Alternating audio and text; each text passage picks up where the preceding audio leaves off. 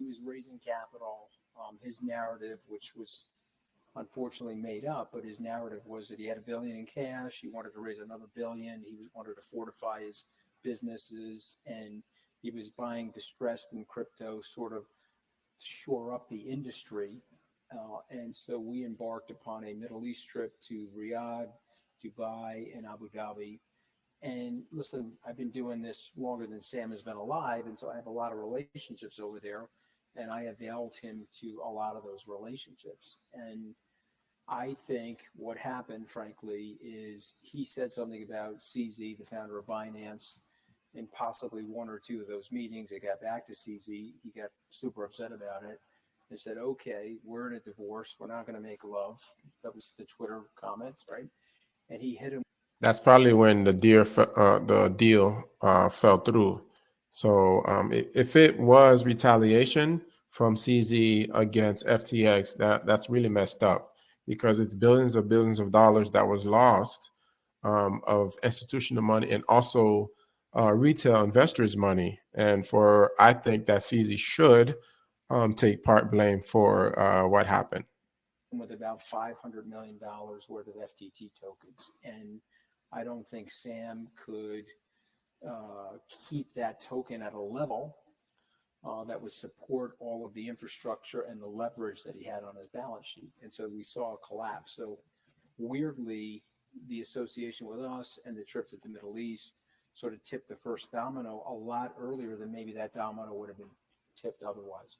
Shanali, obviously things have moved quickly. To your point, we're looking at the road leading up to today, and BNN Bloomberg has done its own reporting on the online data room that had been set up by Sam Bankman-Fried to talk to potential investors these last 24 hours, if not a little bit more, but it's happened so quickly, about receiving billions of dollars. But even those documents themselves speak to how quickly things were changing.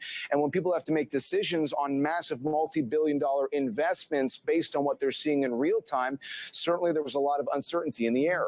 Certainly he was looking for money for the last week or so, coming from Binance, and then after that deal had fallen through, he had sought to try to keep not investors necessarily, but clients who had lost money whole. And so what happens from here? He has stepped down. The person who is going to be overseeing now the rest of this proceeding was the man who really stepped in the wake of the Enron scandal and helped do the same. So Enron is an interesting comparison to that degree here. But to your point here, what is there to offer investors anymore? What is left, especially when some of this is calculated in the form of digital assets, John? So who gets paid, when, and how? We've already seen large investors write down their stakes, so not expecting much back. Going back to what Kriti had said before, does it dent the confidence of the industry? That's the big problem here. Should we see issues among other companies? Remember, BlockFi had halted withdrawals.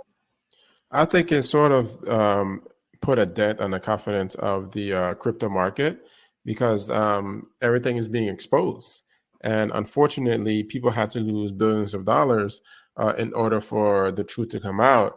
But now what needs to happen is governments, they need to implement policies and regulations about the crypto market so people don't lose billions of dollars anymore. So as you saw that Mr. Wonderful, he's saying that no institutional investors are going to be in this space unless there is regulation. And he himself will be going to Washington in order to lobby for that.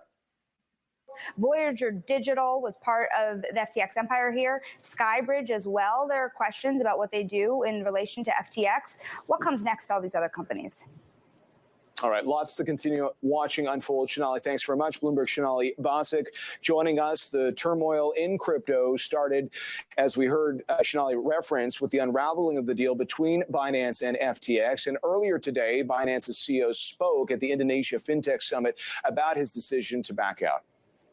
From our perspective, the deal did not make sense from a number of fronts. From a financial perspective, I don't know about you, but he really looked a little nervous when he's speaking about the FTX deal. Let's listen up.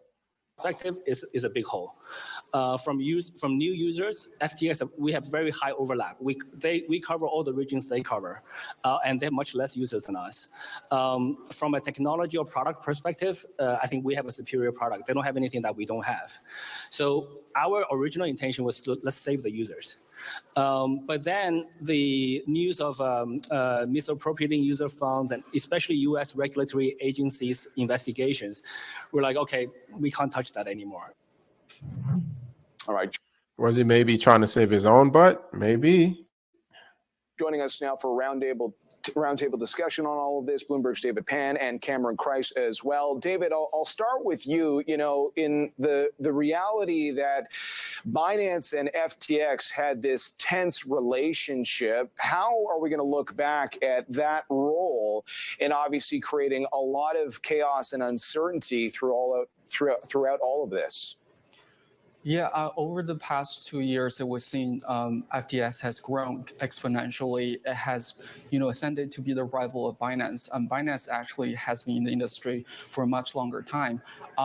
So it's interesting to see, like how this deal between FTX and Binance fell apart. And then it will be also interesting to see what will happen to the rest of the industry, especially for Binance. Would they be benefiting from the fall of FTX, or like would it have more scrutiny from the regulators after this? Well, let's broaden this conversation. Well, I guess we'll all have to wait and see as it unfolds regarding FTX and Binance. So thank you again for watching. If you haven't subscribed already, go ahead and click the subscribe button, and I'll see you in the next video.